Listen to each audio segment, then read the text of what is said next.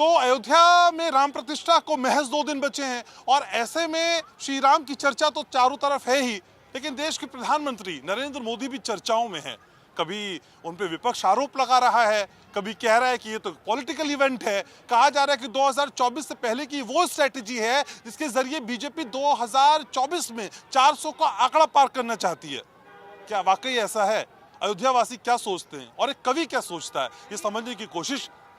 Sir स्वागत, आपका अपना नाम बताइए और जल्दी से शुरू हो जाइए। मैं कवि उमेश उत्साही जयपुर से हूँ जी। आप सबको प्रणाम करता हूँ मोदी जी की। और मोदी जी पर आपने पूछा है तो मैंने 4-6 पंक्तियां मैं आपको सुनाता हूँ कि जिस भारत का मान बढ़ाया संत सूरमा सिद्धों ने, कि जिस भारत का मान बढ़ाया संत सूरमा सिद्धों ने, 60 बरस तक लूट मचाई राजनीति के गिद्धों ने। जिसके जितना हाथ लगा वो उतना लेकर बैठा है, जिसके जितना हाथ लगा वो उतना लेकर बैठा है। चित्र छपे बापू के नोटों की सैया पर लेटा है। कुर्सी के मद में नेताजी तन से इतने फूल गए, कुर्सी के मद में नेताजी तन से इतने फूल गए। लाल बत्तियां पा करके वे धर्म कर्म सब भूल गए, लाल बत्तियां पा करके वे धर्म कर्म सब भूल गए।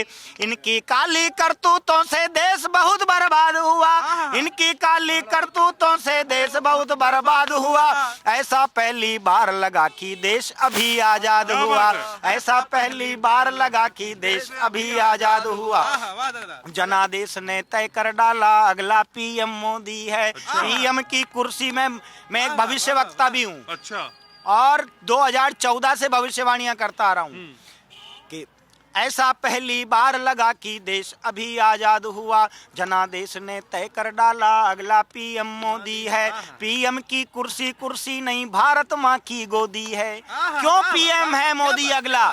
इसलिए है कि वो प्रधानमंत्री की कुर्सी को कुर्सी नहीं मानते हैं, वो भारत माता की गोदी की तरह मानते हैं कि मैं गोद में बैठा हूँ। कि ऐसा पहली बार लगा कि देश अभी आजाद हुआ। जनादेश ने तय कर डाला अगला पीएम मोदी है। पीएम की कुर्सी कुर्सी नहीं भारत माँ की गोदी है। पीएम की कुर्सी कुर्सी नहीं भारत माँ की गोदी। पूरे देश में अल्लाह मचा चाय बेचने वाला, चाय बेचने वाला। 2-4 महीने तो मैंने सुना, मुझसे रहा नहीं गया, मैंने एक पंक्ति लिखी, उसके बाद मैं किसी से सुन नहीं रहा हूँ कि जैसे चित्रकार को कल्पित चित्र खींचना आता है, जैसे चित्रकार को कल्पित चित्र खींचना आता है, चाय बेचने वाले को हर माल बेचना आता है। चाय बेचने वाले को हर 5 ट्रिलियन जो अर्थव्यवस्था वो ऐसे ही थोड़ी हो जाएगी, मार्केटिंग करनी पड़ेगी भाई, उसकी ब्रांडिंग करनी पड़ेगी।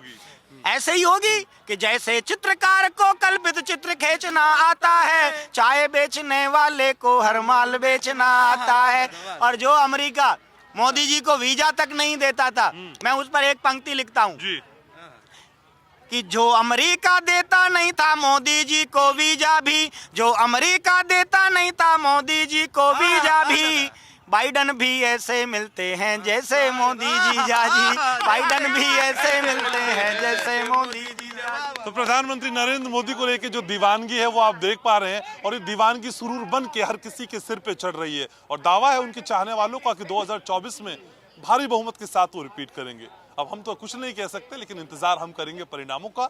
मेरे सहयोगी सरजीत के साथ मैं Ghanshyam Upadhyay, India daily live, Ayodhya.